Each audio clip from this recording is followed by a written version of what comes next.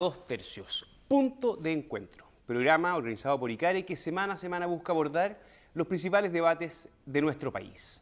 En el programa de hoy, el medio ambiente en la nueva Constitución. Son muchas las voces que están señalando que uno de los temas prioritarios será el de la protección a la biodiversidad. Algunos hablan de que tenemos que avanzar hacia una Constitución sustentable, otros hacia una Constitución verde. Algunos incluso hablan de una constitución ecológica. ¿Cuáles son los principales desafíos en la protección de la naturaleza y su relación con la sociedad en el debate que se nos viene? ¿Cómo conciliar distintos objetivos? Cuidar la naturaleza, crecimiento económico y la equidad social.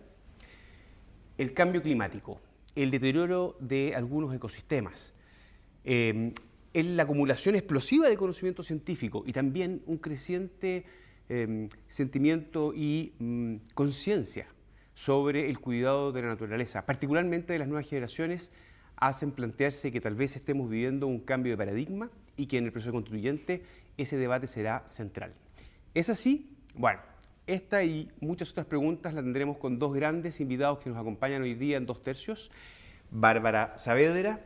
Bárbara es doctora en Ecología y Biología Evolutiva de la Universidad de Chile y actualmente es directora de Wildlife Conservation Society en Chile. Bárbara, muy bienvenida. Muchas gracias, Hernán. Feliz de estar conversando aquí de este tema, temazo. Sí, gran tema. Y también nos acompaña Francisco Pérez, es ingeniero comercial de la UC, tiene un MBA en la Universidad de Chicago y es gerente general de Guiñenco, también es director de varias directorios, ¿cierto? Y académico. Francisco, muy bienvenido. Muchas gracias, Hernán, Bárbara. Un gusto estar con ustedes acá.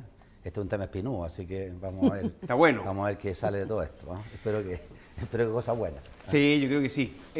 Ahora, siempre antes de partir estas conversas y ir directo al tema que nos convoca hoy, les preguntamos a nuestros invitados cómo están viendo el proceso constituyente. ¿Cuáles son sus expectativas? Los principales desafíos que sienten que tiene que es tan único, tan inédito en la historia de nuestro país.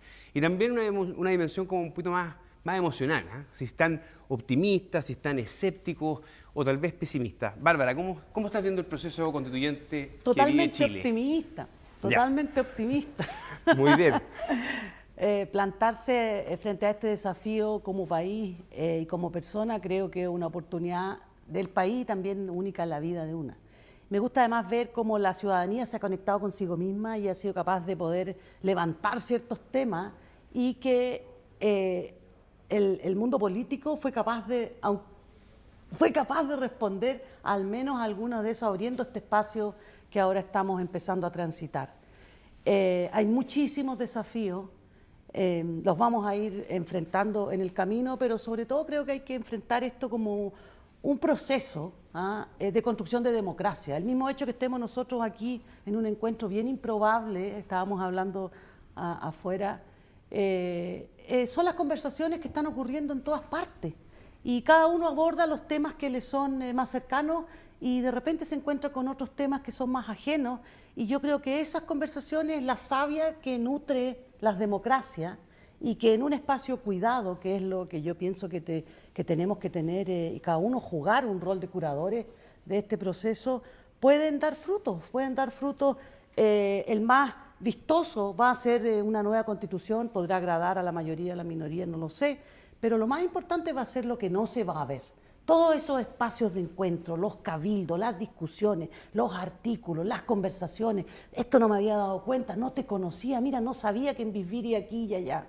Creo que eso va a construir y ayudar a restablecer un poco el tejido social, que finalmente es lo que nos va a sostener como sociedad hacia el futuro que podamos ser capaces de construir. Entonces yo estoy súper contenta y más encima, dentro de los temas que se han posicionado, conversaba el otro día con un grupo de personas, están dos de los temas que son muy relevantes en mi caso. Uno tiene que ver con esto que tú mencionaste, una constitución ecológica.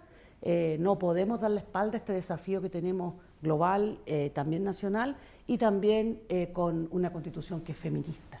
Y eso me parece que aborda dos grandes omisiones históricas de nuestra sociedad como un todo y de nuestra particular sociedad chilena y me parece que tan solo abrir esos espacios, ver esas puertas y entrar y cruzar ese umbral significa un aporte a mi vida, a la vida de mis hijos y a la vida de la gente con la que compartimos este planeta y con los que no son humanos también.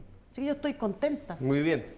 Bueno, hoy día vamos a abordar el desafío de una construcción ecológica verde sustentable y todo lo que eso significa, pero el tema de género y la dimensión de la construcción feminista viene muy pronto en 2 tercios, porque tenemos conciencia de que es un súper tema. Francisco, ¿cómo estás viendo tú el proceso? Mira, yo vengo del mundo de la empresa, así que como dije, este es un tema espinudo, difícil para mí por razones, por el tipo de cosas que yo he estudiado, pero en el mundo de la empresa hay 2 particularidades que yo creo que son útiles para un proceso como este.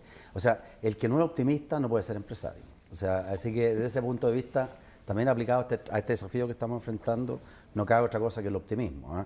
Y lo segundo, los empresarios también estamos ahí para tomar riesgos, así que desde ese punto de vista creo que esta situación es una situación bastante particular donde deberíamos ser capaces de decodificar lo que está pasando en forma constructiva. Así que desde ese punto de vista creo que el desafío es grande, no es menor, porque yo entiendo que el esfuerzo que tenemos que hacer ahora es construir la casa de todos. Oye, y los mínimos comunes múltiplos, no sé si se acuerdan de matemáticas en el colegio, costaba calcularlo, no era fácil. Entonces, encontrar un mínimo común múltiplo en esto, donde todos nos sintamos invitados a participar y nos sintamos incorporados, está hablando del pueblo originario, pero también las diferentes visiones de cómo hay que conducirse en la vida, etcétera, es una cosa compleja.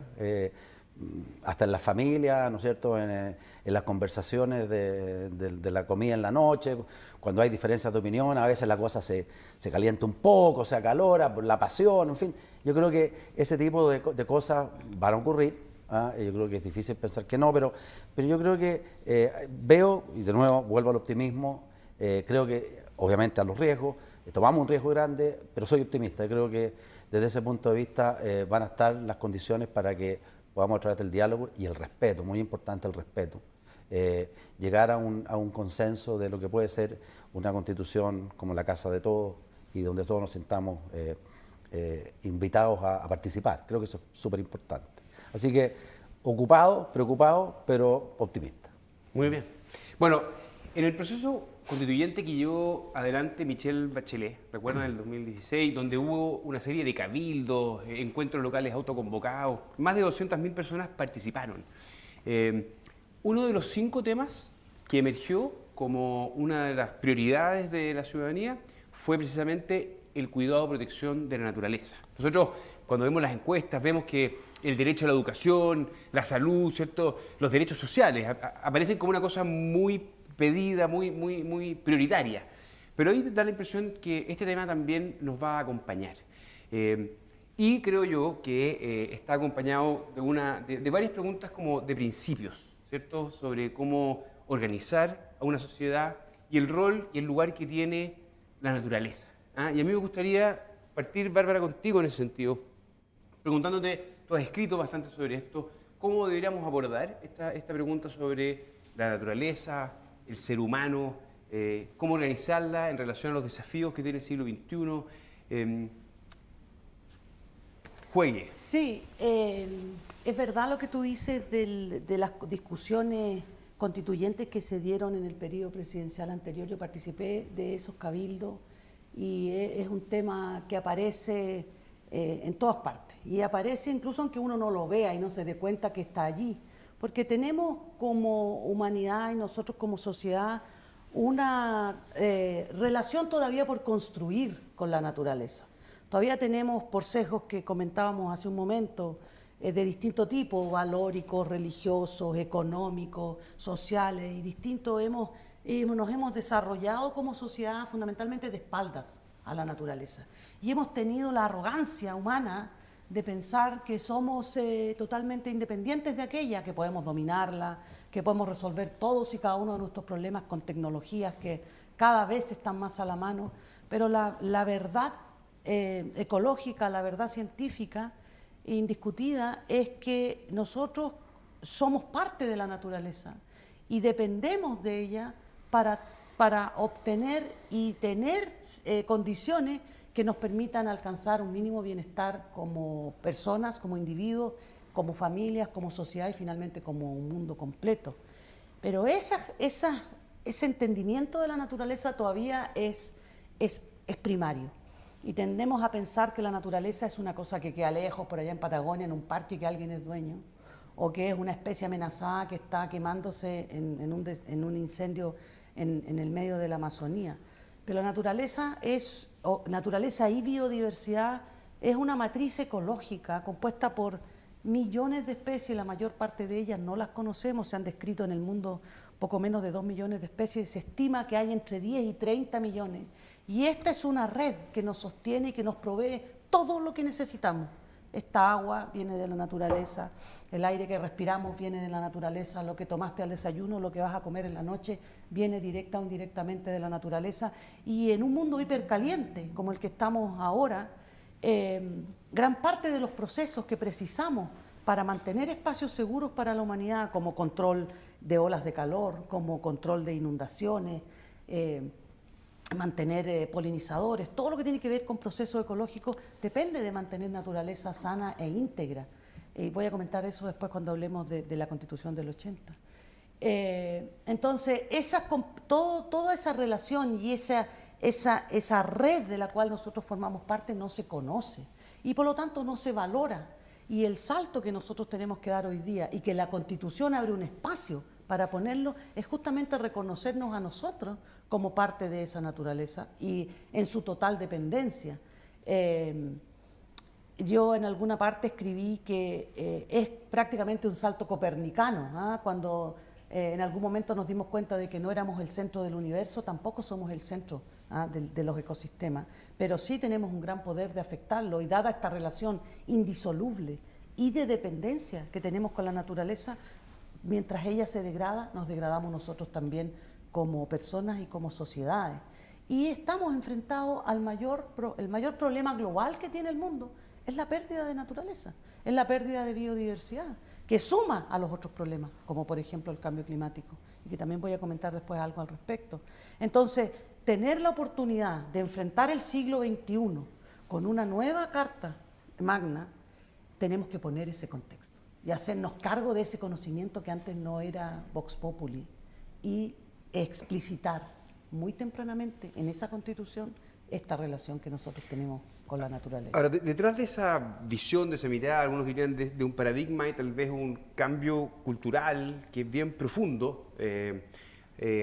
Si vamos, por ejemplo, a esa imagen, ¿cierto?, de la Biblia, del Génesis, donde se le dice al ser humano, ¿cierto?, que ahí está la naturaleza para que se sirva de ella, para que use y goce de ella. Bueno, da la impresión, ahí hay un punto de partida, entre comillas, donde culturalmente el ser humano se relaciona en la naturaleza como para sí.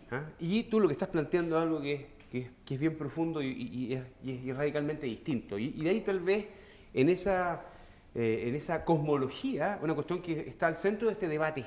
Y me gustaría saber, Francisco, ¿cómo ves tú esa discusión? Yo llegué a este tema y quizás la razón por la cual me convidaron hoy día es a través de un concepto que se llama la responsabilidad social de la empresa.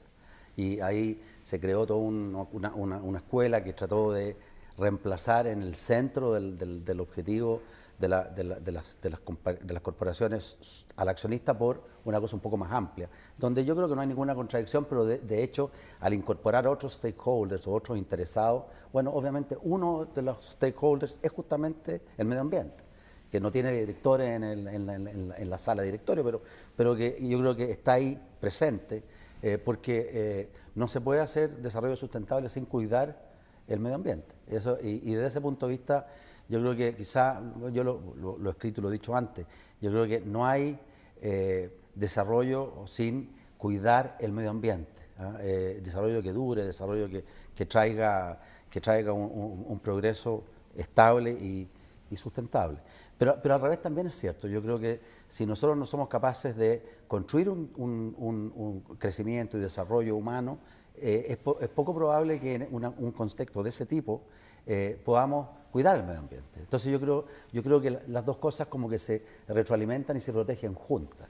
Hay que cuidar el medio ambiente para crecer, y hay que crecer o desarrollarse y progresar para cuidar el medio ambiente. O sea, el movimiento es en las dos direcciones. Ahora, Interesante lo que dice Bárbara, 30 millones de especies. Una de las cosas que siempre tengo en la retina, sobre todo en discusiones que tienen que ver con progreso y desarrollo humano, es el tremendo salto que la humanidad se pegó por allá por el año 1810, ¿no es cierto?, donde la tendencia de crecimiento y progreso cambió radicalmente, por razones que podemos discutir o analizar. Pero ahí se produce un cambio bien increíble, que es único en la historia. Uno mira para atrás 9.000 años, la cosa venía más o menos plana. Y en ese momento hay un cambio de tendencia. Y lo que ocurre, ¿no es cierto?, es que producto del progreso, el billón de habitantes, los 1.000 millones de personas, pasamos a ser 7.000 millones de personas en 200 años, o en 180, aproximadamente 200 años. Lo que, bueno, desde el punto de vista ecológico, un tremendo desafío, obviamente. Pero también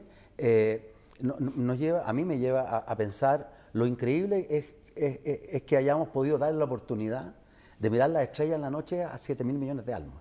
O sea, algo bien tuvimos que hacer para que pudiéramos darle esa oportunidad a tanta gente de progresar y de plantarse hoy día al principio del siglo XXI en la naturaleza, ¿no es cierto?, todos juntos, tratando de mejorar lo que tenemos y sin echar a perder, obviamente, el medio ambiente donde nos movemos. Fíjate tú que si uno mira las cifras, hoy día estamos hablando de que estas personas que caminan por la Tierra hoy día, más o menos viven casi 3 veces más que lo que vivían nuestros antepasados por allá por el año 1800. Consumen 10 veces más y probablemente de cosas de mejor calidad. La vida adulta se multiplicó por 5. ¿Ya? En fin, cosas como, por ejemplo, la tragedia de perder un hijo. 1 de cada 3 niños se morían en 1800. Hoy día eso no ocurre, porque la razón por la cual justamente la población se expandió de la manera que lo hizo fue fundamentalmente porque fuimos capaces de conseguir una mejor sobrevida y que no tuviéramos tanta mortalidad infantil, por ejemplo. Entonces, hemos construido un mundo que tiene un montón de cosas maravillosas, yo creo. Ahora, obviamente que en ese proceso hemos generado ciertas tensiones. Entonces, y aquí de nuevo vuelvo a la pregunta anterior. Yo soy un optimista. Yo creo que el ser humano es capaz, ¿no es cierto?, a pesar de la presión que ejerce sobre el ecosistema, es capaz, con buenas ideas, con disciplina, con vocación, con convicción, ¿no es cierto?, y tecnología y conocimiento, de lograr ordenar lo que desordenamos para poder entregarle a nuestras futuras generaciones un mundo mucho mejor que el que tuvimos nosotros. Que, dicho sea de paso, yo creo, y en ese sentido soy un agradecido de las generaciones anteriores, el mundo que tenemos hoy día es también mucho mejor que el que tuvieron nuestros antepasados. Así que, en ese sentido, yo soy, pues, de nuevo, un optimista irreductible, ¿no? Y ahí voy a seguir, pero obviamente entendiendo que hay un montón de desafíos, pero creo que yo, por lo menos, creo que lo que ha logrado el ser humano hasta ahora es un logro impresionante y obviamente hemos generado algunos problemas, pero debiéramos ser capaces de arreglarlo. Esa es mi... ¿Cómo ves tú esa visión, verdad? Aquí...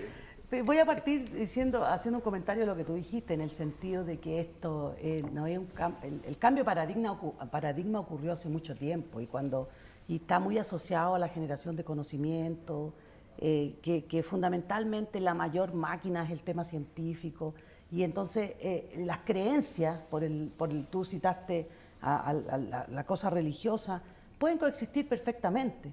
Lo que pasa es que hay que ponerlas en la dimensión que corresponde.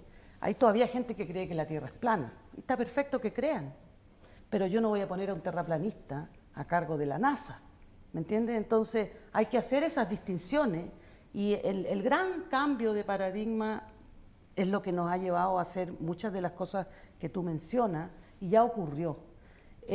Profundizando en ese cambio, hay que hacerse cargo de reconectar esta relación indisoluble en la mente, porque la realidad existe realmente, de reconectar lo que somos los seres humanos en relación a los contextos socioecológicos en los cuales vivimos. Y todas estas cosas que tú mencionas, de la cantidad de gente que vive ahora, las tasas mayores de edad, han sido a expensas y tienen un correlato inversamente proporcional con la degradación de la naturaleza.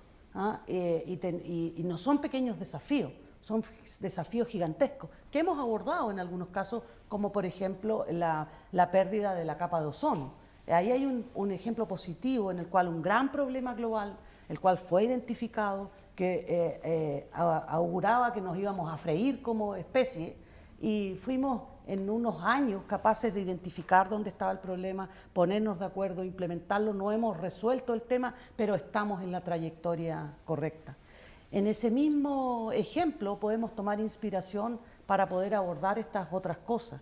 Ahora, que tienen que ver, como yo decía, con 2 o 3 problemas que son muy grandes, muy complejos y que plantean desafíos que son muy grandes también. Y que la Constitución por sí misma ciertamente que no los va a resolver, son tan complejos que tenemos que entrar en un espacio de pensamiento distinto y de actuar también acorde a ese pensamiento, y que en su esencia significa hacerse cargo de que estamos enfrentando a problemas que son grandes, que se manifiestan a multiescala y que están afectando un espacio que es común. Y este espacio que es común no es que el desarrollo, yo no discuto mucho el desarrollo porque esa es otra conversación. Lo que sí me hago cargo es que el bienestar de la gente, el bienestar de las sociedades depende y no hay ninguna forma de que nosotros podamos resolver estos temas si es que no tenemos un contexto natural. Y de hecho, lo que hoy día se plantea en análisis económicos de distinto tipo, por organismos gigantes que están en el espacio más tradicional, como el Banco Mundial, etcétera, no es que está el desarrollo, la gente. Nosotros estamos embebidos, y esa es la palabra que usa Dasgupta ahora, recién, en Inglaterra, que embebidos en la natura. Y ese es quizás el cambio más grande, que como te digo es mental, porque en la práctica nos damos cuenta día a día, y lo conversábamos también antes, cuando aquello falla, que nos damos cuenta que la naturaleza existe generalmente cuando desaparece, y se nos contaminan los ríos, se nos queman los bosques, no tenemos suelo donde plantar, y son esos los ejemplos que hoy día enfrentamos como país y como humanidad, porque esto es una cosa que ocurre a multiescala, no es un problema que tenga Chile únicamente, y que deriva de esta disociación que tenemos de hacer actividades humanas a la espalda de la naturaleza. Y en particular, y un ejemplo para que se imaginen más o menos lo concreto de lo que estoy hablando, es que hacia finales del siglo XIX se hacía crecimiento, se generaba capital a expensas de la gente, y existía lo que sabemos que es la esclavitud.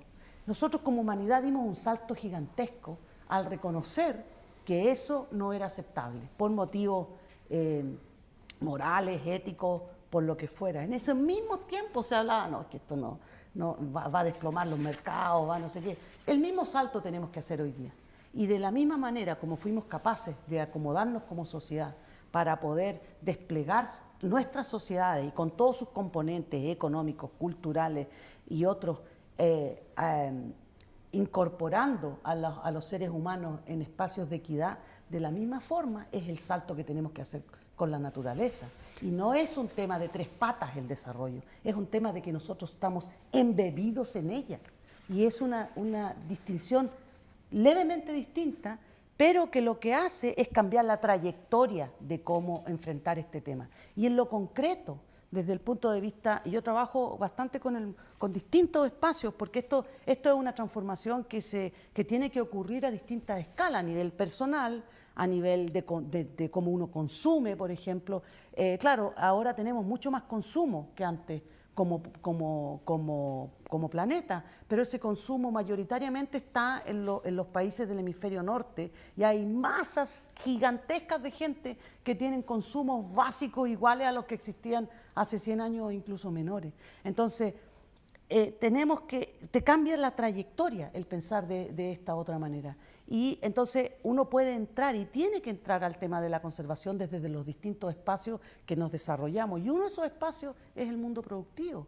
Y eso significa hacerse cargo de restablecer lo que sea que haya que restablecer en Natura, y ahí comparto plenamente lo que dice Francisco, que como humanidad hemos sido capaces de tantas cosas, que esto también somos capaces de hacerlo, pero no son solamente soluciones técnicas, es simplemente una mirada distinta y con ello cambiar la trayectoria, tal como lo hicimos al movernos de una esclavitud a hacer otro tipo de relaciones, también lo tenemos que hacer con la naturaleza e invertir en ella de una manera inteligente, informada y abierta.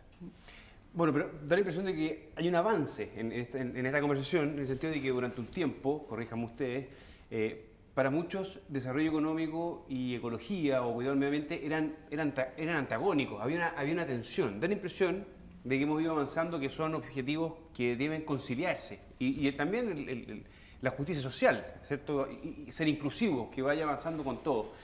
¿Tú dirías, Francisco, que el sector privado ha ido también comprendiendo esa transformación?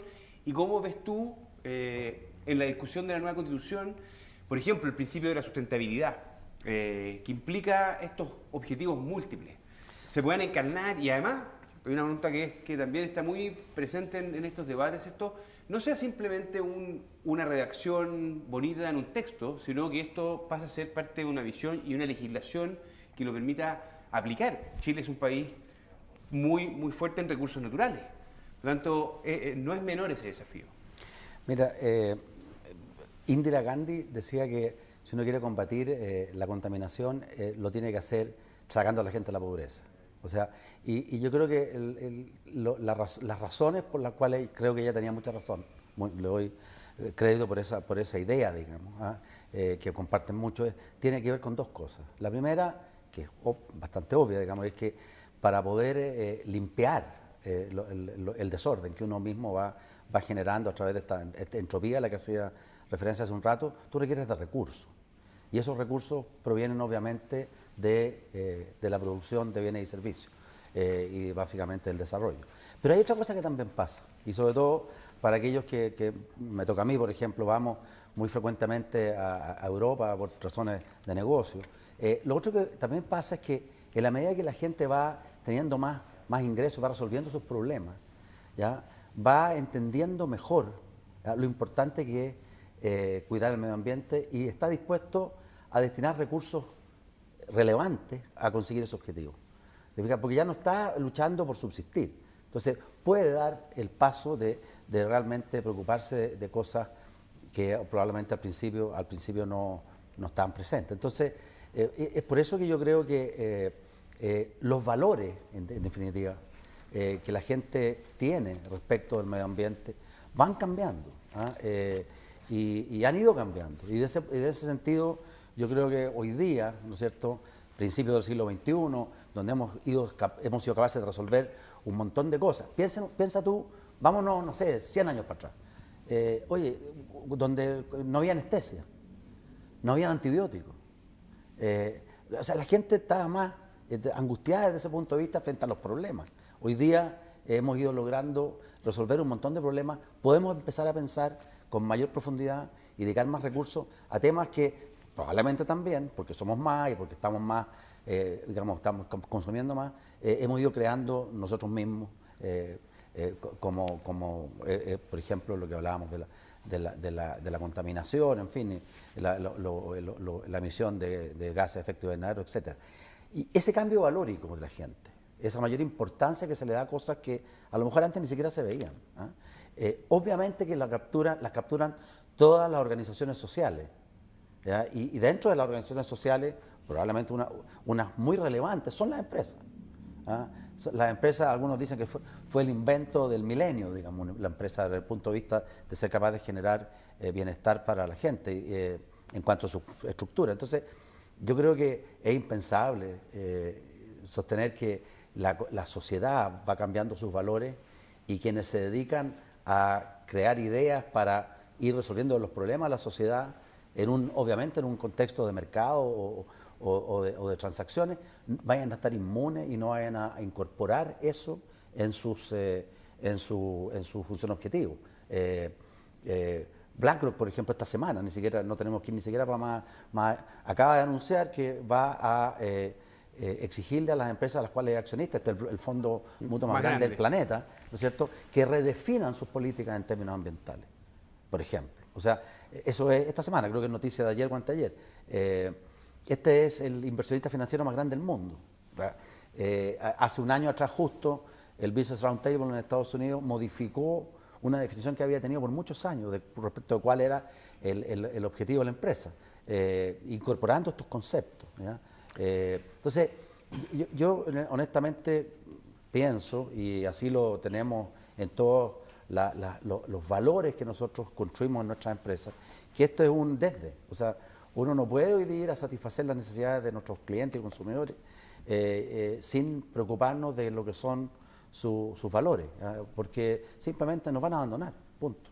Entonces yo creo que desde ese punto de vista ser receptivos a esto es una cosa que yo creo que todas las compañías, bueno, aquí mismo en este mismo foro de ICARE, ya, lo tienen muy presente. Ahora, una cosa es la idea general de para dónde vamos.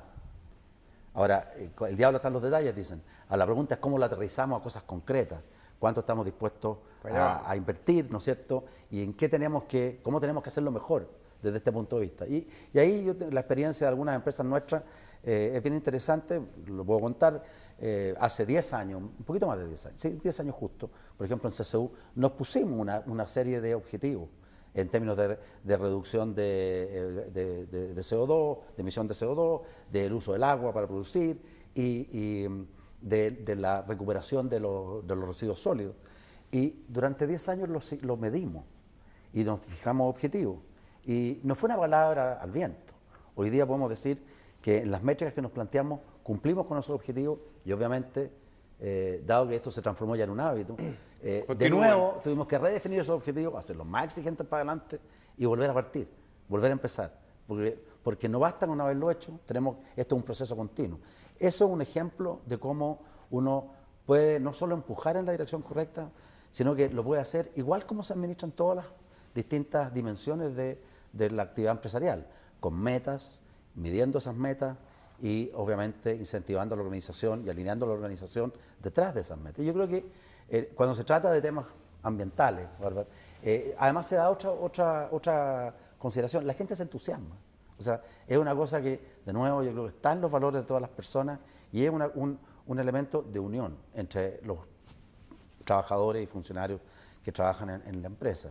Es una cosa que se siente como noble de hacer. Así que desde ese punto de vista, yo creo que está ahí, los valores cambiaron, obviamente cambiaron por una razón bien concreta, las empresas están respondiendo o debieran responder y en el caso de muchas de ellas hay ejemplos concretos hoy día de cómo esto está cambiando. Déjame comentar un par de cosas, en el sentido de que hay una distinción que me interesa mencionar. Una es que efectivamente es un falso paradigma en el cual nosotros hemos estado metidos, esto de que o es el desarrollo o es la conservación.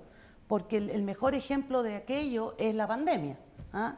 En el sentido de que si no tiene, que es producto de una gestión ambiental en otras partes, por otras cosas, mal hecha, si tú degradas la naturaleza, o sea, esto estaba predicho, está en los libros de texto de biología celular desde el año 2005, y es una consecuencia de que manteniendo ecosistemas sanos te ahorras muchos problemas. Y a mí me parece muy importante lo que tú dices en el sentido de que BlackRock hasta yo lo conozco, que no tengo nada que ver con el tema empresarial, y porque abrió una puerta muy grande. El World Economic Forum ha cambiado sus índices, sus factores de riesgo, y si tú ves sus cartas hace 15 años y las comparas hoy día, de los 9 riesgos más importantes, 6 tienen que ver directamente con degradación ambiental. Por lo tanto, hay un mandato, no es una cosa de pura buena onda, no, o sea, hay un mandato. Conciencia y voluntad. No es conciencia y voluntad, sino que es imperativo para el negocio. Acción. Pero lo que quiero hacer aquí es la distinción de que lo que comentábamos antes, y que yo voy a repetir eso varias veces, es la diversidad. No todo el mundo se comporta de la misma manera, no todas las empresas tienen los mismos altos estándares, y ese es un proceso de transformación que nosotros como sociedad tenemos que empujar hacia esos tipos de transformaciones, no solo apoyarlas, sino también catalizarlas. Pero tampoco es solamente una tarea de las empresas, es una tarea de la sociedad toda, y es en ese espacio donde la Constitución nos puede convocar, porque el tema del medio ambiente no es una tarea del Estado, No es una tarea de una empresa aislada, no es una tarea de un grupo económico, es una tarea de todos los que compartimos esta sociedad. Y la Constitución puede mandatar esas visiones. No resolver nada, y quiero tomar lo que tú dices, en el sentido de que estamos del dicho al hecho, hay un tremendo trecho. Y nosotros en conservación tenemos una distinción muy clara en lo que es, hay un salto muy grande entre hacer declaratorias de conservación a realmente transformar esas declaratorias en conservación efectiva. Y gran parte de ese trabajo se trata de aplicar algunos de estos diseños que se usan en la empresa con total holgura para problemas de conservación que han transformado radicalmente lo que es el abordaje a estos temas de conservación. Hay espacios que todavía estamos empezando a descubrir de colaboración para poder justamente catalizar estos procesos de aprendizaje. Y la otra cosa que quiero hacer una precisión es que puede haber un grupo económico o puede haber un Estado estupendo que funciona magnífico, pero los problemas que nosotros tenemos, y en particular en los que tienen que ver con conservación de biodiversidad, son problemas sistémicos. Y la definición de sustentabilidad es hacerse cargo de aquello. Y eso te mandata por dos vías a colaborar con otros. Uno, porque lo voy a mencionar también más rato, que la biodiversidad es un espacio común al cual todos tenemos que confluir. Lo comentábamos, ¿no?, en la encíclica de Laudato Si. Es un mandato ecológico que tenemos que ponernos de acuerdo para poder cuidar ese espacio común. Y lo otro es que, porque son sistemas, ¿ah? Y están compuestos, están abiertos, están conectados, fluyen cosas de un lado para otro, también tenemos que hacernos cargo de conectarnos con otros. Y ahí nosotros como sociedad tenemos todavía un salto que dar, porque somos una sociedad que ha crecido fragmentada y ha crecido disociada unos de otros, y tenemos que establecer puentes entre nuestra sociedad para poder avanzar en la creación o la co-creación y el mejoramiento de estos espacios comunes. Y por eso que yo sí creo que siguiendo el mandato de la naturaleza y haciéndose cargo de los mínimos principios para hacer buena conservación, también ese espacio de desarrollo es un espacio de construcción de democracia. Y en ese sentido, por eso te digo que la Constitución puede abrir esas dimensiones que hoy día nosotros ni siquiera nos imaginamos, y que pienso que van a ser más valiosas a veces incluso que lo que quede finalmente en el texto, que va a estar sujeto a distintas interpretaciones dependiendo de los sesgos que tenga cada persona en el momento que le toque aplicarlo, pero que mayoritariamente esperemos estén en un carril diferente en lo que tiene que ver con estos temas. Ahora, de hecho, en la Constitución actual existe un derecho, ¿cierto?, que es el derecho a vivir en un medio ambiente libre de contaminación, donde habrá que precisar, Chile fue bastante pionero, ¿cierto? Están los derechos de primera generación, ¿cierto? El derecho a la igualdad ante la ley, el derecho a voto, a la expresión, a la asociación, a la reunión, ¿cierto? Luego están los denominados derechos sociales, el derecho a la educación, a la salud, ahí donde el Estado hace una prestación. Y están luego estos derechos de tercera generación donde aparece el cuidado y la protección al medio ambiente. Chile tiene una trayectoria en eso y se ha ido creando una institucionalidad. El Ministerio del Medio Ambiente, tribunales medioambientales, ¿cierto? Bueno, todos los procesos y los permisos que hay que obtener para poder sacar adelante, ¿cierto?, determinados proyectos y empresas, ¿cierto? Me gustaría saber cómo evalúan. Yo sé que ustedes no son abogados, pero creo que es objetivo para mirar el desafío de lo que viene. ¿Cuál ha sido la trayectoria de lo que ha hecho Chile en términos institucionales? ¿Tú lo evalúas bien? ¿Crees que hay deficiencias? ¿Dónde crees que hay que mirar hacia el futuro? Porque esto también es evolutivo, es reformista, es progresivo. Yo creo que nosotros hemos avanzado mucho en materia ambiental y tenemos una regulación ambiental desde la Constitución bastante interesante y que regula las cosas relativamente bien, a mi juicio. Se puede hacer mejor, obviamente, y no significa eso que no haya problemas. Pues lo voy a explicar en un segundo. Pero por ejemplo, el rol respecto al medio ambiente, la propiedad privada, está en la Constitución, está en el artículo 19, número 24. O sea, donde, bueno, y de hecho las restricciones que hemos visto a la propiedad privada y a la convivencia, digamos, que han tenido que implementarse producto de la pandemia, son un reflejo del uso de esas normas. Cualquier agricultor sabe, ¿no es cierto?, que por mucho que sea dueño del campo, no puede hacer en el campo lo que quiera, respecto de los árboles nativos, por ejemplo, etcétera. O sea, hay una regulación bastante clara en cuanto a que se protege no solo el derecho a vivir en un ambiente libre de contaminación, que está en el artículo 19, sino que también, por ejemplo, esta idea de que la propiedad tiene un límite en materia ambiental. También en la ley, ¿no es cierto?, en la idea de desarrollo sustentable está plasmada, ¿no es cierto?, en la ley 19.300. Y por tanto, o sea, el problema que tenemos no es un problema que no haya normas, las normas están. Ahora, puede que hayan ciertas ambigüedades, ¿no es cierto?, que hacen que en ciertos casos resolver si algo se puede o no se puede hacer, se demore mucho tiempo, se tenga que resolver por la vía de un litigio, de lato conocimiento, que hacen la práctica que ciertas cosas que se pueden hacer se terminan no haciendo y a veces incluso cosas que no se deberían haber podido hacer se hagan, digamos. Entonces, yo creo que, de nuevo repito, el diablo está en los detalles. Yo creo que en cómo se implementa esto es donde, en la práctica para resolver las cosas rápido y que los que quieren hacer un determinado desarrollo que está en contra de lo que la comunidad estima se puede hacer, que ese tipo de cosas se resuelvan sin pérdida de mucho tiempo y ojalá bien, ¿no es cierto? Ahora, lo importante, bueno, Ronald Coase, Premio Nobel de Economía, ¿no es cierto?, en materia de este tipo de problemas que tienen que ver con los bienes comunes, los bienes que compartimos, decía, y esta es la razón por la cual le dieron el Premio Nobel, que lo más importante es que los derechos estuvieran bien definidos, ¿ya? Y que las personas pudieran interactuar después para poder resolver si el asiento se reclina o no se reclina en el avión, digamos. Bueno, alguien tiene que tener el derecho a saber si se reclina o no se reclina y por esa vía, ¿no es cierto?, alguien tiene que autorizar que una cosa se haga o no, puede ser el Estado, puede ser el dueño de un determinado activo.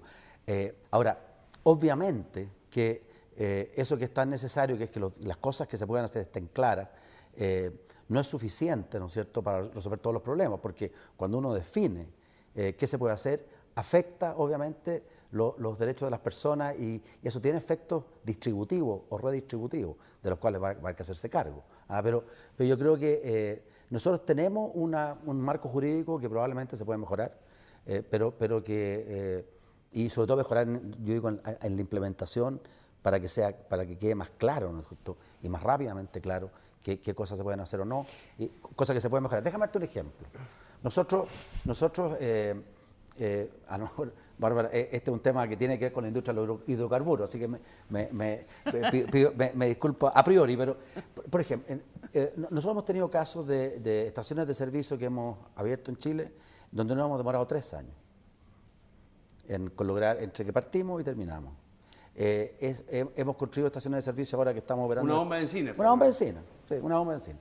Hemos construido estaciones de servicio en Estados Unidos, ahora que tenemos una operación allá, para camiones en la ruta, se llaman travel centers, que son varias veces el tamaño, 10 hectáreas. Nos hemos demorado 6 meses. Y nadie podría decir que nosotros somos mejores para manejar el tema ambiental que los gringos. No creo yo. Es simplemente que las cosas a veces acá funcionan bien en el papel, pero cuando uno va a la práctica y llega a decidir si una cosa se puede hacer o no, y oye, y hay cosas que no se pueden hacer, y es bueno saberlo, y ojalá que le digan que no uno rápido, digamos. Ese es un ejemplo concreto y práctico de lo mucho que podemos mejorar. No digo para que nos digan que sí, pero para que nos contesten, ¿te fijas? Que nos digan que no, para que la vida continúe y empecemos a buscar otras cosas, digamos. Pero ese es un ejemplo empírico donde yo creo que la razón por la cual nos demoramos más acá no es porque las cosas sean mejores y porque seamos más estrictos, sino que simplemente porque tenemos mucho que mejorar. Déjame comentar un par de cosas que tienen que ver con esto de esa cosa que está en la Constitución, de que tenemos el derecho a vivir en un ambiente libre de contaminación. Una sala de quirófano, que yo he estado muchas veces en unas salas de quirófano, te digo, son los lugares más asépticos, ¿ya? Y están libres de contaminación, pero no por eso son ambientes íntegros ecológicamente. Entonces, la Constitución del 80 se queda muy corta en lo que tiene que ver con los temas medioambientales. La palabra naturaleza aparece solo una vez mencionada en ella y aparece este mandato por allá abajo, perdido en algunas de sus artículos. No está relevado al nivel de que estamos hablando hace un minuto la importancia vital que tiene la naturaleza para el bienestar de las sociedades presentes y futuras en ella. Entonces, eso me parece que es importante mencionar. De hecho, la contaminación es una de las amenazas que afecta a la naturaleza, pero hay muchas otras amenazas y por eso se queda corta: las especies invasoras, la destrucción de los hábitats, el mismo cambio climático. Entonces, la Constitución tiene que hacerse cargo de esas otras complejidades, por una parte. Y en respecto a lo que tiene que ver con la legislación que hoy día existe en Chile, ciertamente que hemos avanzado. Imagínate, tenemos un Ministerio de Medio Ambiente, pero un Ministerio de Medio Ambiente que se queda cojo. Hoy, hasta el día de hoy está cojo. Y justamente en el tema que estamos hablando, y esto no tiene nada que ver con la Constitución que estamos a puertas de empezar a discutir, este ministerio fue diseñado en el año 2010, nació justamente como una respuesta a este deseo de Chile de subir de estatus, entrar a la OCDE y levantar sus estándares, y todo el servicio que tiene que hacerse cargo de la protección y de la conservación de la biodiversidad es un nonato todavía. Sí. Y ese es el servicio de biodiversidad y áreas protegidas que está 10 años a la espera de que pueda aparecer, y por lo tanto en Chile hoy día no hay algunos aspectos de la naturaleza están distribuidos en ministerios que no tienen nada que ver con la conservación, en un espacio público que funciona ineficientemente, además, porque esto está repartido con cosas contrapuestas, subsidios por aquí que hacen daño por allá, y todavía no tenemos ese mandato, no necesitamos una Constitución nueva para cambiar eso. Lo pudimos haber aprobado hace 10 años y todavía no lo hacemos. Y nosotros, yo soy parte de la Sociedad de Ecología de Chile, justamente en estos días estamos levantando una carta para la Comisión de Medio Ambiente, y este es un aviso de la Cámara de Diputados, claro, convocando casi 300 firmas de gente que trabaja en esto, científicas, premios nacionales, justamente mandatando o llamando la atención de que esto es una cosa urgente, que si nosotros queremos transformar nuestro país hacia un país que sea mejor para todos, tenemos que hacernos cargo de aquello y necesitamos este servicio. Entonces, hemos avanzado y nos faltan cosas, tenemos problemas en la implementación, los tenemos, pero hay piezas que son fundamentales, hay engranajes que hay que armar.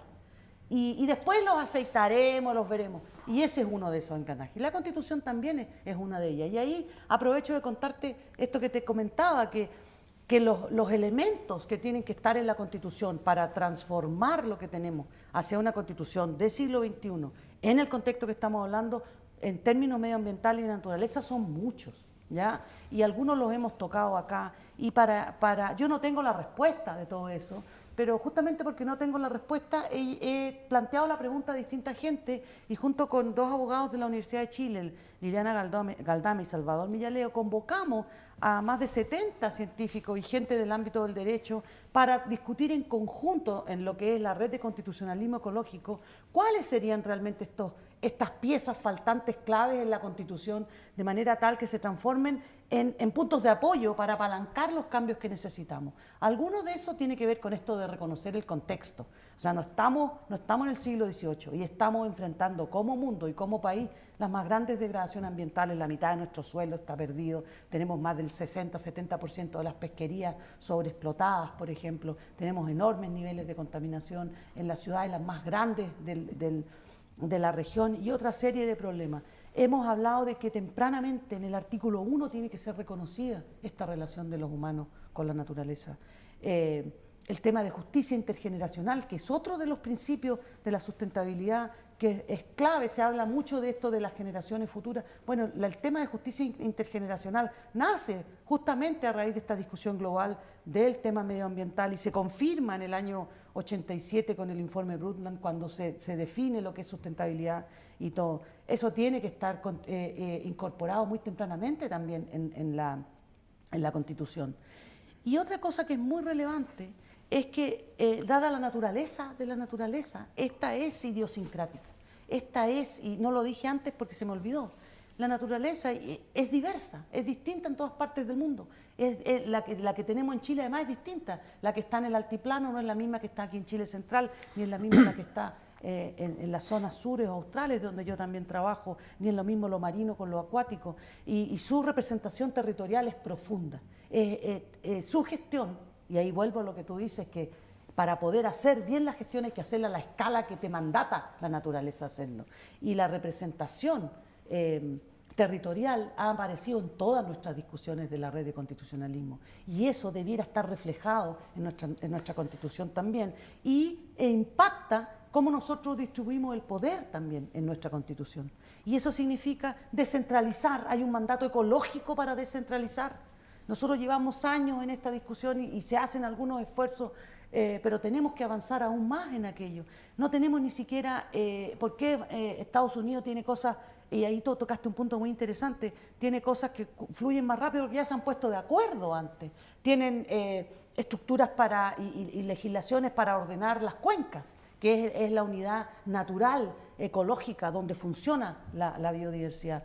Nosotros no tenemos ley de ordenación de cuenca, cada uno va y llega y hace lo que quiere. A mí me toca pasear a gringos a veces buscando financiamiento o invitándolos a que apoyen ciertas cosas, y me han dicho, ¿por qué está esta industria aquí al lado de esta otra cosa que nada que ver? Bueno, uno de los resultados es porque cada uno hace lo que quiere, y una de las cuestiones que también nosotros hemos identificado en estas discusiones de la red de constitucionalismo, y que es el reflejo de un entendimiento global, es que hay límites para ciertas cosas que se pueden hacer. Y nosotros no tenemos que tener miedo a esos límites. Nosotros vivimos con límites en distintas cosas. Y para hacer ciertas intervenciones, sean estas de desarrollo, sean estas de otra cosa, de crecimiento o de acuerdo, también hay que tener límites. Y eso se conoce como los límites de la biodiversidad. También son cosas que hay que incorporar en nuestra planificación como sociedad y finalmente como mundo. No todos nos vamos a poder ir a Marte. Definitivamente yo no me voy a poder ir a Marte. Entonces, ese es otro de los elementos que ha aparecido en estas discusiones con el mundo de las ciencias ecológicas, sociales, antropológicas, gente del mundo indígena y el mundo del derecho, que eso también es una cosa que probablemente hay que reconocer en esta Constitución de alguna forma para poder abrir espacios de co-construcción con sustentabilidad. Dijiste varias cosas bien potentes y vamos a volver a alguna de ellas, como por ejemplo el tema de la participación. Como las comunidades son parte de los procesos de desarrollo y sobre todo a nivel territorial. En los programas anteriores el tema del poder local es algo que todos nuestros invitados han compartido de alguna otra manera. Eso es bien sustantivo, pero me gustaría preguntarte, Francisco, porque hemos avanzado mucho, no cabe duda, pero también están ahí las zonas de sacrificio. Tenemos un problema, tenemos una mega sequía, está vinculada, ¿cierto?, al cambio climático. Chile tiene un problema de desertificación que va avanzando hacia la zona centro-sur. Tenemos un tema regulatorio con el agua, que va a estar, creo yo, va a ser de los debates importantes, ¿cierto?, que va a cruzar el debate entre propiedad, recursos naturales y, por supuesto, el agua. ¿Cómo ves tú ese debate que se viene? ¿Cómo podemos hacernos cargo de, creo yo, un diagnóstico que es real? Tenemos un problema en la regulación, por ejemplo, del agua, que es una cuestión bien sustantiva. ¿Cómo crees tú que el sector privado debería abordar este desafío, en particular del agua, por ejemplo? Mira, en el tema del agua yo creo que hay varias aristas o cosas, pero una cosa que por lo menos de la que se habla poco es que fíjate que si uno recorre Chile y ve, voy a hablar de un ejemplo concreto, agua para consumo humano, agua potable. Sí. ¿Ya? Resulta que las comunas que tienen peores índices en cantidad de la población abastecida por agua potable son las comunas donde hay más agua. O sea, no es los ríos, ¿no es cierto?, la zona de Temuco, en fin, no son zonas donde no hay agua, simplemente ahí lo que falla muchas veces es la burocracia que hay que movilizar para que los distintos organismos que tienen que dar las aprobaciones para que para que se puedan hacer determinadas obras, las den. Entonces, yo creo que, claro, tenemos un problema a lo mejor con el agua, quizá, no sé, pero claramente tenemos un problema a nivel de la organización, de cómo administramos este recurso, y también tenemos un problema que vamos a resolver a nivel de la tecnología. O sea, si tú traes, no sé, a técnicos israelíes a mirar los sistemas de riego en Chile, se escandalizan. O sea, con el agua que tenemos nosotros, ellos habrían regado el desierto Sahara completo. ¿Ah? Obviamente a través de sistemas más sofisticados, inversión, tecnología, pero yo creo que también ahí hay una cosa que tenemos que mirar. O sea, ¿cómo podemos administrar mejor el recurso que tenemos? Y al final del día, esto tiene que ver también con el costo de la energía, porque el agua es diferencia de altura, ¿no es cierto? El agua no es como cuando está a punto de llegar al mar, casi a punto de transformarse en agua salada, bueno, tiene poco valor, pero la gradiente que tenemos en Chile es enorme, digamos, y probablemente devolverla para atrás es un costo muy grande en energía. Entonces va a depender de podemos tener un problema de agua si tenemos energías limpias abundantes, y otro problema de agua si no tenemos energías limpias y abundantes. Entonces, es un tema que tiene muchas dimensiones, pero yo creo que podemos hacerlo mejor en un montón de detalles, digamos, que hacen que, paradojalmente, y a nosotros nos tocó ver esto a través de unos grupos donde estuvimos trabajando para tratar de resolver estos problemas en algunas comunidades a través de unos pilotos, paradojalmente uno descubre que en Chile no necesariamente los lugares donde menos llueve son los lugares donde hay más problemas de agua. No es así. Para el consumo humano me refiero. Lo que para nosotros fue una tremenda sorpresa. Entonces, el ir entendiendo y definiendo a nivel micro todos estos temas, digamos, yo creo que también podría permitirnos avanzar mucho en resolverle problemas a mucha gente y que eventualmente los conflictos que están en torno a estos temas vayan resolviéndose. Ahora, a propósito de lo que tú decías, una anécdota en términos de los riesgos, ¿no es cierto?, que se han identificado en el World Economic Forum. A mí me toca ir todos los años a Davos. Estuve, mira tú, este año, en enero. En enero, cuando se lanzó. En enero, cuando habían algunos visitantes que venían directo de Wuhan, ahí estábamos nosotros, bastante encerrados en la cordillera, no teníamos idea, así que el que nada sabe, nada teme. Así que no nos pasó nada, afortunadamente. No. Pero cuando llegó el momento de hacer las encuestas y definir los riesgos, en enero de este año, o sea, estaba en diciembre, todavía estamos en el mismo año, la gente mayoritariamente mencionaba el cambio climático. Se llevó todos los votos. Clima, desastres relacionados con el clima. 10 años antes había sido China y acuérdate, estábamos en la crisis financiera. Como que la gente... La crisis del 2008, la gente como que define el problema que están sufriendo como el riesgo para adelante. En este caso fue el cambio climático. 2 meses después estábamos hasta las orejas con el COVID, ¿no es cierto? ¿Cómo nos cambió el mundo? Desastre natural es parte de eso. Sí, pero se refería más bien al tema climático. Pero el punto que quiero hacer es el siguiente, a propósito de las reglas.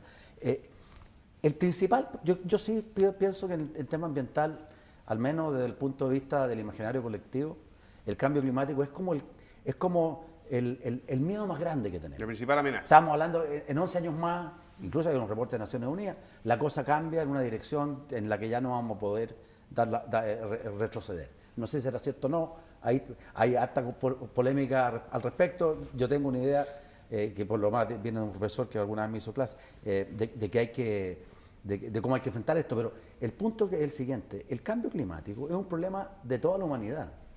O sea, tenemos que ponernos todos de acuerdo para arreglar el problema. O sea, y frente a este problema, lo que los economistas llamamos un problema de free rider muy grande. O sea, es el típico problema que uno quiere que los demás arreglen, porque es caro arreglar y incómodo.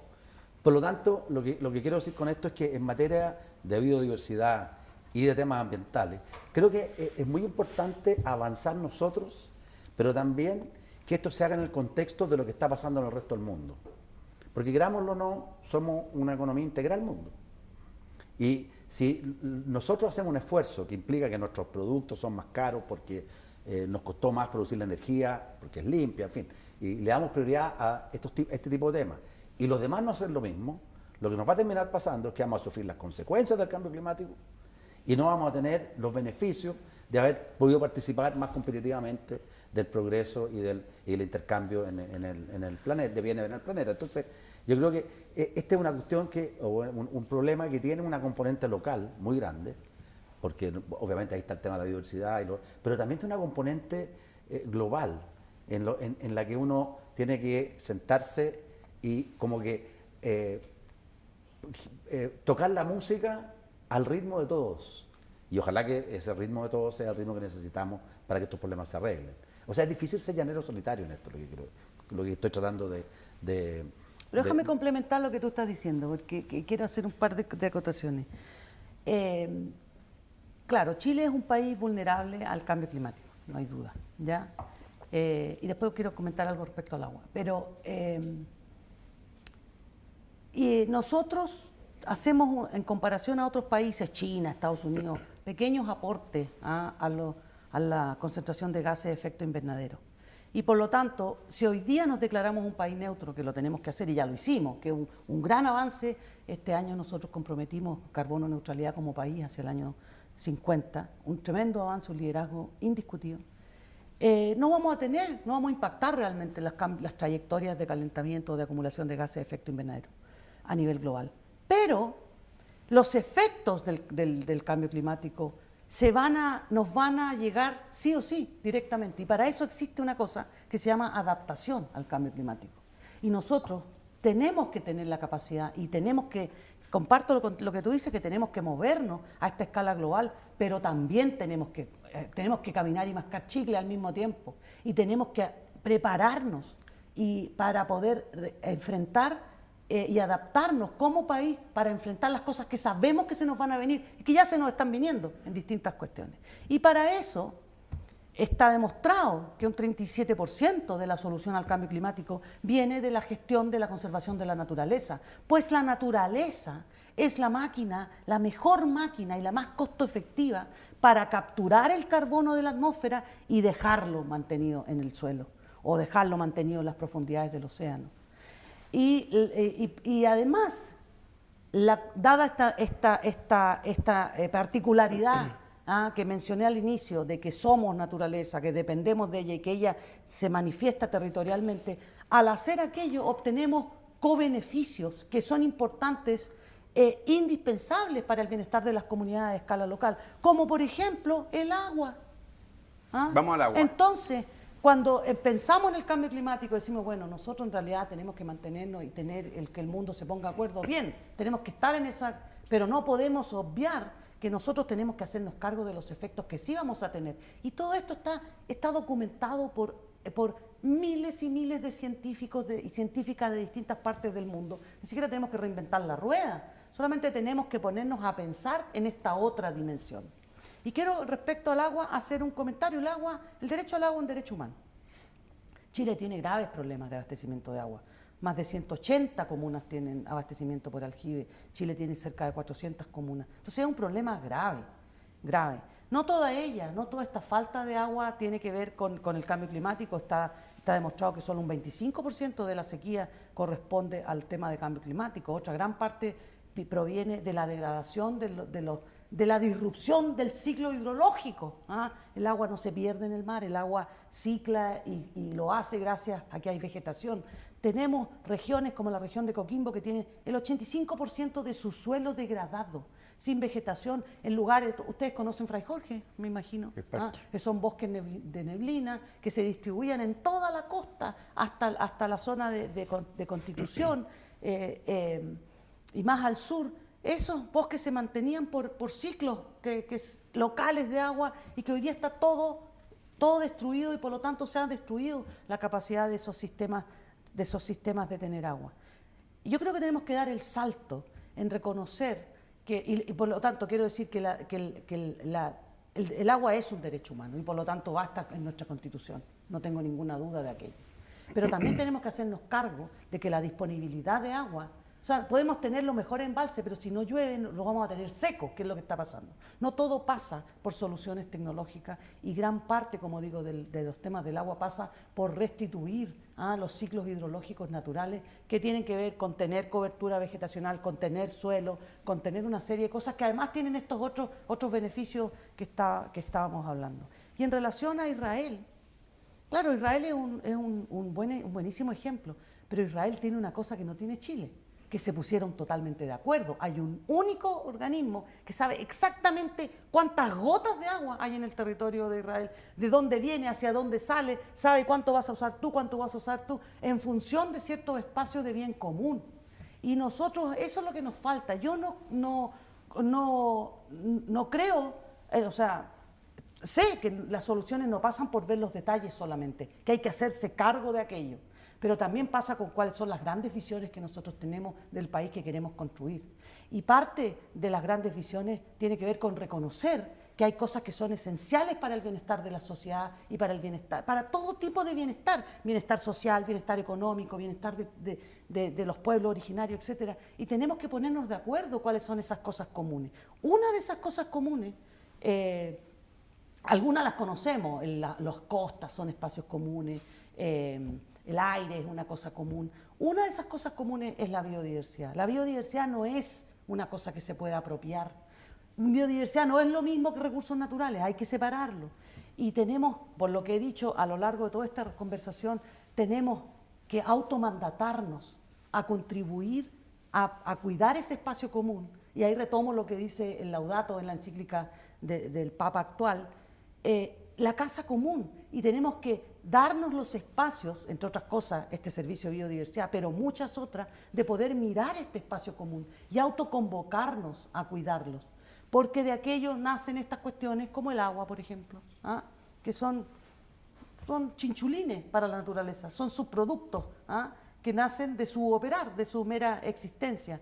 Y dentro de la Constitución tendremos que ser lo suficientemente visionarios para poder poner esas luces que nos van a guiar y darnos los espacios para poder ir desarrollando y afinando todo lo pequeño que tengamos que bajar para que las cosas funcionen. Pero la Constitución tiene que hacerse cargo de esas grandes visiones. Y a mí, al menos yo me puedo morir tranquila si es que queda reconocida, lo encuentro difícil, pero si es que queda reconocida en la Constitución que la naturaleza y la biodiversidad es un espacio común. Y tal como tú dices, está reconocido en nuestra Constitución, porque este tema de la propiedad privada, todas esas cosas, como yo no vengo de la Guerra Fría, digamos, no tengo esos paradigmas en mi cabeza, el tema privado está restringido por muchos lados y todo el mundo reconoce que la propiedad privada tiene una función social, pero también tenemos que reconocer la función ecológica explícitamente, yo creo, en esta Constitución, de la propiedad privada, de los bosques que están en la zona de alta montaña, por ejemplo. Lo hemos hecho con los bosques de las riberas de los ríos que no se tienen que cortar, pero avanzar en la definición de aquello con elementos que son propios de la ciencia, y que son propios de los conocimientos ancestrales, pues ahí está la demostración y el sustento para las decisiones que estamos tomando y marcan caminos a seguir para poder profundizar en el cómo finalmente poner en propiedad a funcionar cada uno de estas articulaciones, con ciertos principios, como dijimos, en territorios específicos, en espacios que son compartidos, donde hay convocatoria de diversidad de actores, etcétera. Pero esas son las grandes visiones, pues eso tiene que estar en la Constitución, no es solamente un tema de la gafitería a pequeña escala. ¿Tú compartes que eso debería estar presente? Porque hay una cosmovisión que está planteando Bárbara que es bien profunda. Yo entiendo que la conservación... Bueno, filosofía, quiero ser cuidadoso con las palabras, pero sí... La conservación del patrimonio ambiental está en la Constitución, en el artículo 19, número 24. Es un límite a la propiedad, como lo decía antes, o sea, no, y cualquier agricultor lo sabe muy bien, digamos eso. Ahora, yo tengo la sensación de que tenemos muchas cosas que nos unen y algunas que nos dividen en estos temas, ¿ya? Y lo importante es tratar de dejar las cosas que nos dividen en el margen y ir por las cosas que nos unen. Porque lo que termina pasando muchas veces en este tipo de problemas, los problemas Wicked de Jonathan Haidt, es que se produce un efecto del cual conversábamos antes que tiene que ver con lo que llaman los psicólogos la aversión a la solución. Estamos todos de acuerdo que hay un problema, ¿ya? y todo el mundo está consciente que el problema es grave. Pero ahora empiezan a proponerse las soluciones al problema. Y como siempre ocurre, ¿ya? Hay una carga ideológica, ¿no es cierto?, en los dos grupos que proponen, que es distinta, en los dos grupos que proponen soluciones, y las soluciones de un grupo no le gustan al otro, y viceversa. Y cuando uno enfrenta las soluciones propuestas, entonces ya no le gustan tanto. Entonces, ya eso, y ahí es donde viene la cosa interesante, el punto psicológico, eso hace que vaya y me dé vuelta y ya ni siquiera vea el problema, o lo vea de una manera distinta. Déjame darte un ejemplo, la pandemia. Estamos todos de acuerdo que la pandemia, el COVID es una cosa tremendamente contagiosa. Estamos todos de acuerdo que para un 5% de la población esto se transforma en una cosa extremadamente complicada, ¿no es cierto?, por la tormenta de citoquina, la gente reacciona casi una especie de alergia, digamos, frente al cuadro y tiene cero riesgo de perder la vida. Entonces, el problema es gravísimo. Entonces, alguien viene y nos propone una solución. Nos vamos a quedar en cuarentena durante 180 días, o durante la Pascua, ¿no es cierto? Ahora quizás está muy... Y resulta que cuando vemos la solución ya no nos gusta. Y no solo no nos gusta, sino que miramos el problema y ya no lo vemos. Como no nos gusta la solución, ya no creemos en el problema. Y decimos, ¿sabes qué más? La verdad es que el virus no es tan contagioso. O hay que tener muy mala suerte para que uno le vaya mal y termine en la UTI de una clínica. Entonces, en el tema de conservación y en el tema ambiental pasa lo mismo. O sea, como a algunos no nos gustan, y a otros lo mismo, pero al revés, no les gusta la solución, vamos y como que redefinimos el problema. Entonces, por eso lo que yo creo que para enfrentar este tipo de temas complejos, ¿ya? Sería quizás importante que le dedicáramos harto tiempo a tratar de ponernos de acuerdo en cuáles son las soluciones, ¿ya? Y no discutir tanto el tema como más valórico religioso, digamos, que hay detrás de todas estas cosas. Esto de cómo han ido cambiando los valores. Fíjate tú que cuando yo nací, la verdad que nadie hablaba de que comer esto, comer aquello era bueno o malo, y yo creo que no digo que veníamos de la mentalidad de los asados, porque los asados eran más bien una costumbre de los argentinos, pero una buena empanada no era ningún problema. Hoy día el tema de la comida, hoy día también es un tema valórico. ¿Ah? Y si tú miras a la gente joven, bueno, hay toda una serie de escuelas, digamos, en materia de qué es lo que se puede comer y qué no, en fin. Entonces, como que se han ido incorporando estas nuevas visiones, digamos, a todos estos temas, pero que hacen que a lo mejor uno como que se ponga más a la defensiva si no sabe para dónde lo están llevando en materia de una propuesta concreta. Y yo creo que desde ese punto de vista, si queremos avanzar de verdad, yo creo que tenemos que tratar de ponernos de acuerdo en qué es lo que vamos a hacer al respecto.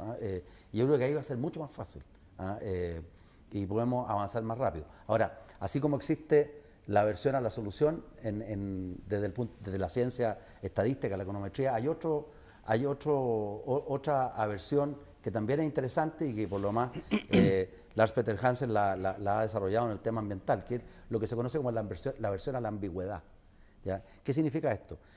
Estos problemas complejos, como el tema de la biodiversidad y el cambio climático, etcétera, son difíciles de administrar, de mirar desde el punto de vista de los datos. Son muy sensibles, en cuanto a sus proyecciones, a los modelos que uno construya.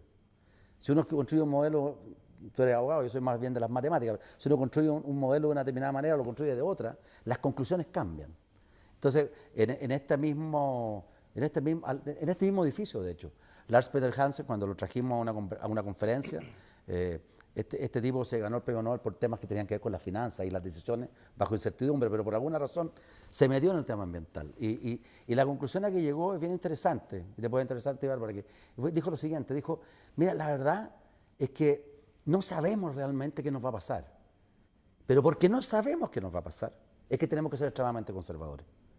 Porque la gente es enfrentada a no saber lo que va a pasar, a esa ambigüedad respecto de cómo proyectar el futuro, tiene que protegerse siendo conservadores. Y por lo tanto, a pesar de que él venía de una escuela más escéptica, llega a la conclusión, después de correr sus modelos, de que el tema del cambio climático lo tenemos que tomar en serio. Y tenemos que tratar de hacer lo que esté a nuestro alcance para frenar, en la medida que podamos, ¿no es cierto?, esa contribución que nosotros, los seres humanos, estamos haciendo a agravar el problema. Entonces, mira tú qué interesante el tema. O sea, Pero déjame, es que aquí estoy volando y demasiado. Digo algo y tengo una yo tengo una urgencia. pregunta porque Tengo una urgencia. va volando el tiempo y ya el tema está bien. No, lo que pasa es que quiero decir que yo trabajo en estos problemas complejos y estoy metida con las patas en el barro en hacerme cargo de estas cosas.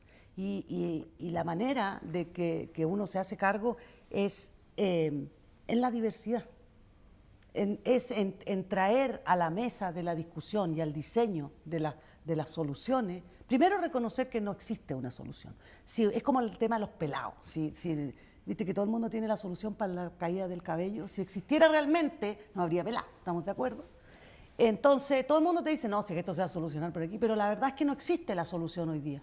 Y esa solución hay que construirla. Y dado que es compleja, la manera de hacerlo es construir en la diversidad. Y esta diversidad tiene muchas manifestaciones, no solamente territoriales, socioeconómicas, también locales, globales, etcétera. Y esos son procesos de co-construcción que en sí mismos son muy valiosos para resolver y empezar a entender cómo moverse en estos espacios de gran incertidumbre. Desde el punto de vista biológico, cuando uno no sabe mucho, uno siempre espera la manera, el chanchito, digamos, es diversificar. Incluso el mismo mundo financiero lo hace. No es solo, o sea, tener diversos huevitos en distintas canastas te permite recuperar o enfrentar estos grandes niveles de incertidumbre.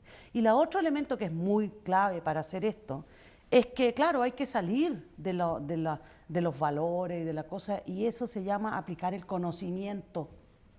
Saber, entender, y eso es el ABC de todo lo que tiene que ver con el mundo de la ciencia. La evidencia. Evidencia, y esa evidencia está ahí, no hay que inventarla muchas veces, y hay que hacerse las preguntas adecuadas. No es necesario tener la respuesta, lo más importante es poder hacerse las preguntas, y eso creo que marca distintos abordajes a estos problemas que son complejos.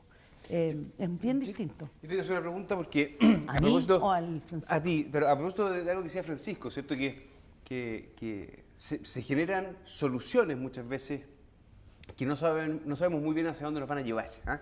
De hecho, preparando este programa, me acerqué mucho a un debate que está en el mundo de la ecología y del derecho y la Constitución, que son los derechos de la naturaleza. ¿Ah? Hay personas crecientemente que tienen la convicción, y así esto está reflejado, por ejemplo, en la Constitución de Bolivia, de Colombia o de Ecuador, la idea de que existen en la naturaleza sujetos de derecho, como lo entendemos respecto de los seres humanos, como especie.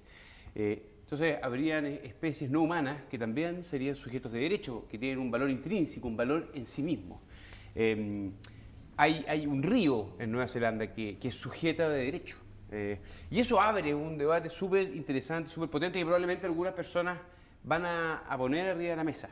¿Cuál es tu aproximación? ¿Cómo ves tú ese debate? Yo sé que no es desde un punto de vista jurídico, pero sí te he visto en algunos... Pero opino igual. Sí, vamos. No, pero creo que es muy interesante. Yo creo que nosotros los humanos somos los que hacemos todas estas distinciones y somos capaces de distinguir que la naturaleza tiene valor en sí mismo, intrínseco. Yo por lo menos lo creo así, porque mira, es la singularidad máxima del universo. El único lugar que conocemos en todo este vasto, gigantesco universo donde existe la vida como la conocemos y como no la conocemos es este. Entonces es una joya, ¿ya? Y por lo tanto yo sí creo que tiene un valor intrínseco. Tiene además un valor, como lo he mencionado a lo largo de toda esta conversación, vital para las sociedades. Y por lo tanto pienso que sí hay que confluir a su protección. Ahora, como instrumento, los derechos de la naturaleza, fíjate que en los pueblos originarios, justamente estaba hablando hoy día con una curadora, Camila Marambio, que ella me introdujo hay pueblos originarios que sí en sí mismos ven a ciertas partes de la naturaleza como organismos vivos, como sus hermanos en la cultura andina, en distintos pueblos, y entonces esta distinción que ahora estás trayendo al derecho es una cosa que ya existe hace mucho tiempo en distintas sus cosmovisiones, o filosofías indígenas, como me decían por ahí Salvador Millaleo. Claro, existe, no es tan nueva tampoco, ¿ya? Ahora, ¿cuál es el resultado? Y ahí voy a lo que tú mencionas de qué significa eso o qué ha significado. En algunos casos no ha significado mucho. Claro, no se ha implementado, no pasa son nada. letra muerta, pero en claro, otros casos en Costa Rica también. Pero, por ejemplo, en el caso que hablaste de Nueva Zelanda, ¿qué es lo que ha significado? Es que eso ha mandatado a las comunidades en ese río a ponerse de acuerdo para cuidar el río. Que desde mi perspectiva puede ser lo mismo que tener una ley de ordenamiento territorial, que nos pongamos de acuerdo qué hacer y cómo cuidar nuestros cursos de agua. Ahora, yo creo que eso por un lado. Y por otro lado, el tema de ser sujetos de derechos, los humanos somos sujetos de derechos y los derechos los perdemos y nos pasan por encima por una y otra vez en guerras por aquí, guerras por allá, miradas religiosas, valóricas, lo que sea. Nos pasan por encima, no son un escudo protector que te inmunice frente a la vulneración de tus derechos. Entonces no sé cuán fuerte puede ser aquello, más encima cuando un río o otro espacio de la naturaleza no puede defenderse. Pero como yo creo que lo más clave que sustenta el fuego de nuestra existencia está en la diversidad, a lo mejor sí puede servir para abrir camino y para probar nuevas formas. Sí pienso que no lo voy a negar a priori, no me parece. Sí me parece que me merece el beneficio de la duda y que si hay voluntad por hacerlo, me la juego porque, bueno, veamos si funciona o no funciona, que ese es mi sesgo más científico. Y apostemos a que nos ayude a llamar la atención del valor que tiene la naturaleza para todos nosotros y para los que vienen después de nosotros, y a lo mejor nos sirve para usarlo. Y vamos a tener que ser creativos, totalmente creativos, por lo que decía antes, que no hay ninguna receta hoy día que esté funcionando. Y ahí tiene que aflorar lo que es la picardía chilena y la chispeza, que a nosotros se nos ocurren a veces soluciones nuevas, y también tenemos que abrirnos también a las nuevas posibilidades, porque si estuviésemos siempre en lo mismo, yo no podría votar hoy día. ¿Ah? O sea, yo soy carne del poder que tienen las transformaciones en la sociedad. Y pienso que a la naturaleza también hay que darle, tenemos que tirarnos a la piscina y tenemos que probar distintas cosas. Y la Constitución tiene que abrir esos espacios. ¿Cómo te bajas en ese complejo y nuevo debate, Francisco? Bárbara, tenemos profesiones como que bien diversas, digamos, pero sin embargo acaba de decir algo que yo llevo más de 40 años enseñando en la universidad, que es la importancia de la diversificación. Yo soy profesor de finanzas. Muy bien. Mira tú. Así que, y creo que es clave, digamos, para construir, nosotros los profesores de finanzas diríamos portfolio eficiente. La clave es la diversificación. Y entiendo perfectamente bien el valor que tiene la diversidad genética, por ejemplo, para la subsistencia, digamos, ¿no? Eso está, digamos, así que ahí, Bárbara, tenemos un elemento en común, ¿ah? Así, pero con distancia. Hay dos tesis aquí, en esto por lo menos. Y entiendo perfectamente qué significa la diversificación o la diversidad. Ahora, si la naturaleza o los elementos de la naturaleza tienen o no derechos, no lo sé, tú eres abogado, yo no, pero lo que sí sé es que nosotros tenemos obligaciones.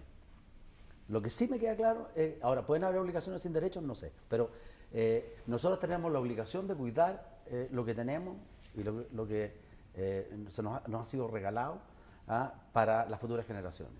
Y esa es una cosa que a lo mejor es práctica, no es tan digamos, interesante desde el punto de vista de la discusión de teoría del derecho, digamos, pero yo siento que tenemos la obligación de cuidar lo que tenemos. Y mira, yo soy hombre de campo, nací en el campo, todavía, a pesar de que la ciudad es el ambiente en que me he desenvuelto más, pero cada vez que puedo vuelvo al campo. Y yo no tengo ninguna duda, digamos, de que, o sea, siento una conexión con la naturaleza primero, pero también con los animales y con las cosas que veo, que me hacen sentir, digamos, no sé si, casi como que por lo menos cuando yo miro a los animales a los ojos, muchas veces siento que tienen que me conecto con ellos, desde distintos puntos de vista, y por lo tanto les tengo mucho cariño, y no sé si eso tenga algo que ver o no con reconocerles un derecho, pero tengo claro que tengo una obligación de cuidar lo que me ha sido puesto a cuidado. Nosotros somos aves de paso, estamos aquí un suspiro, si lo miramos desde el punto de vista de los 5.000 millones de años que lleva, o 4.500 millones de años que lleva el mundo existiendo. Y por lo tanto, no somos dueños de nada realmente, somos simplemente los administradores de lo que se nos confía por un rato que, digamos, pasa en un instante. Y por lo tanto, yo creo que desde ese punto de vista entender que tenemos obligaciones, o la obligación de cuidar lo que tenemos, creo que es importante. Ahora, ojalá que todo el mundo sienta lo mismo, ¿no es cierto?, para que podamos construir entre todos una sociedad mejor para los que vienen. Hay una cosa que siempre me ha intrigado a mí en materia del universo, y es que para algunos Dios, para otros la providencia, para otros simplemente el azar, nos puso en el medio del universo, tanto desde el punto de vista del espacio como del tiempo. Fíjate la cosa curiosa. El ser humano tiene 60.000 años, algunos dicen 100.000 años. La Tierra, más o menos, la misma cantidad de años para adelante que para atrás. Cuando uno piensa en el momento en que el Sol se transforma en una supernova, ¿no es cierto?, y se lleva el sistema solar consigo. 5.000 millones de años. Nos pusieron al medio. Y yo creo que en parte para que no viéramos los confines, para que no viéramos los bordes. Y nos sintiéramos básicamente, o sea, es lo contrario al Truman Show, no sé si alguno se acuerda de esa película, digamos, que el bote le pega al telón y como que desaparece el universo o se abre un nuevo universo después del telón. Aquí en cambio nosotros nos pusieron en el centro, y yo creo porque en caso contrario nos habríamos angustiado, habríamos visto nuestros confines, nuestros límites, y en la práctica yo siento que casi no tenemos límites desde ese punto de vista, y por lo tanto esta obligación de cuidar lo que tenemos es una cosa que para mí es muy natural, digamos. Entonces no sé si eso contesta la pregunta o no, pero ¿tenemos derecho o no? Es un tremendo debate que se abre y creo que es muy interesante. Y, en fin, como toda esta conversación, quedan temas, el tema de la participación y las comunidades es uno, pero me gustaría cerrar con una pregunta para ambos.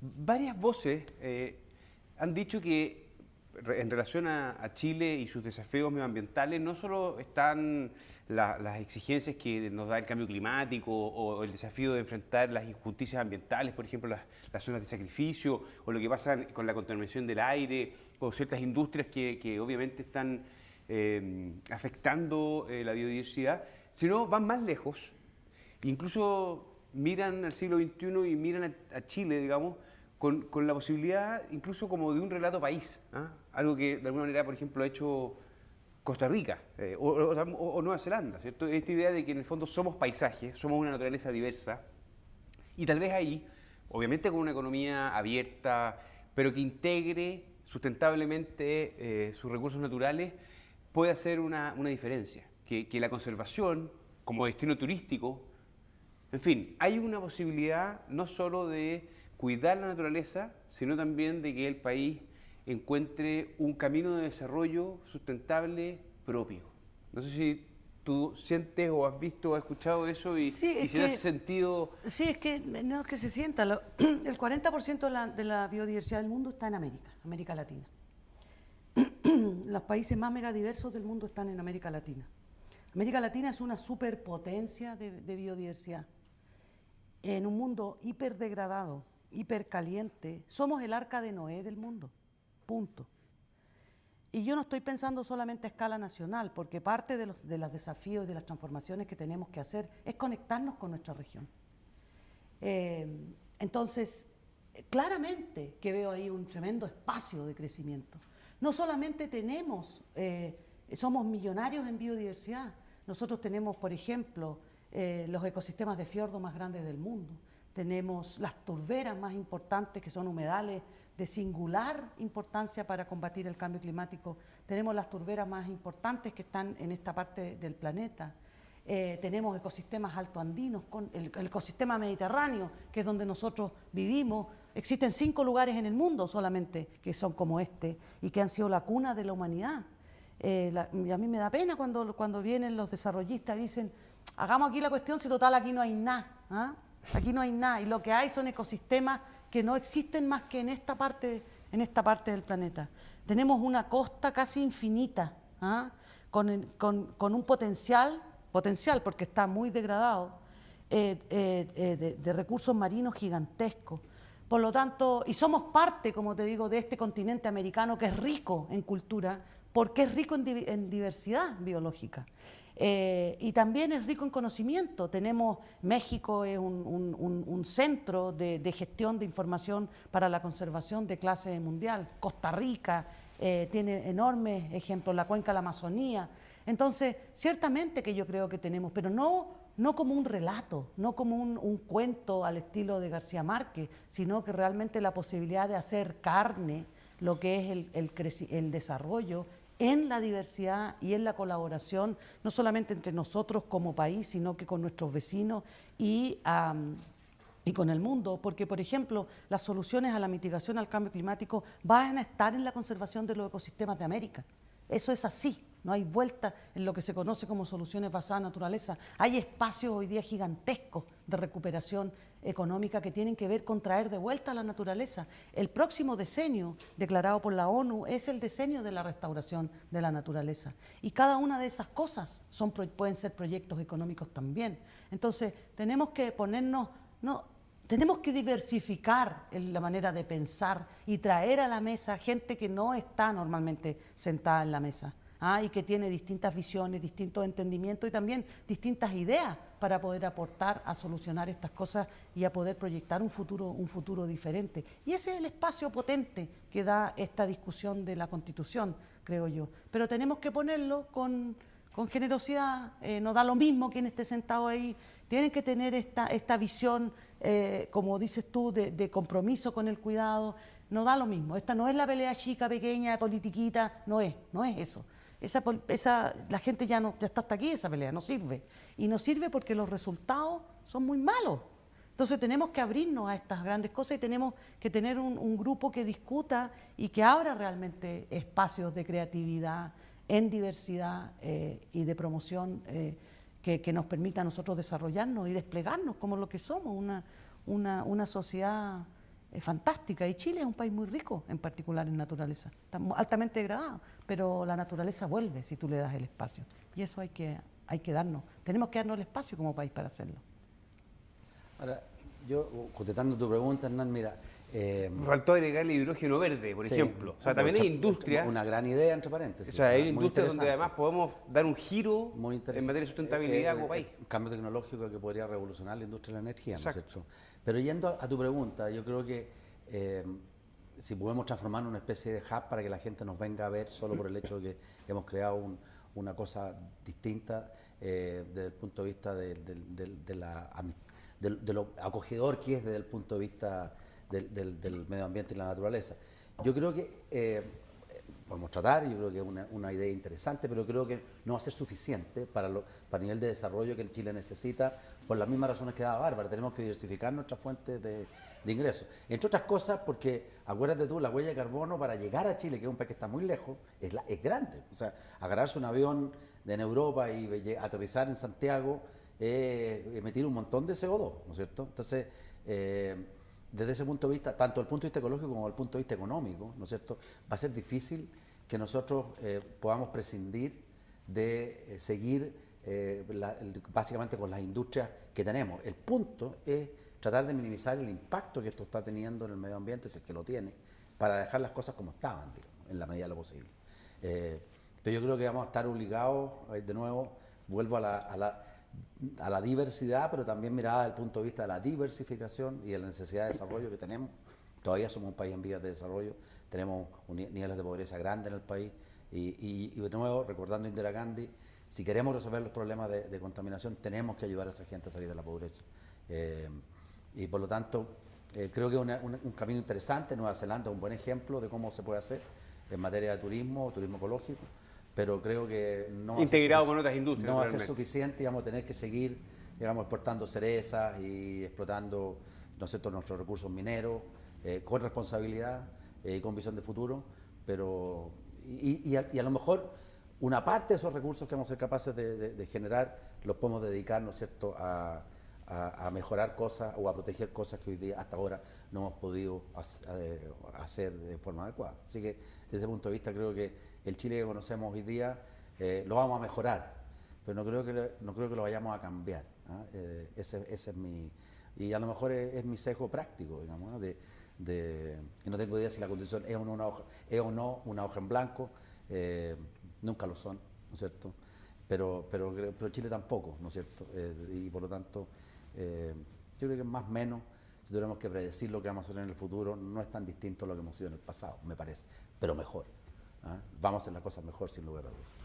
Muy bien, pues muchas gracias por esta tremenda conversación. Yo creo que abrimos espacios y temas que no son tradicionales tal vez para el mundo de la empresa, al contrario. Pero la nueva Constitución está generando obviamente nuevas conversaciones y ese es el espíritu de lo que hace ICARE con este lugar de conversaciones. Y también, junto con darles las gracias por haber estado hoy, los quiero dejar invitados a ustedes y a todos ustedes, porque el próximo miércoles sigue 2 tercios, va a ser el capítulo 12.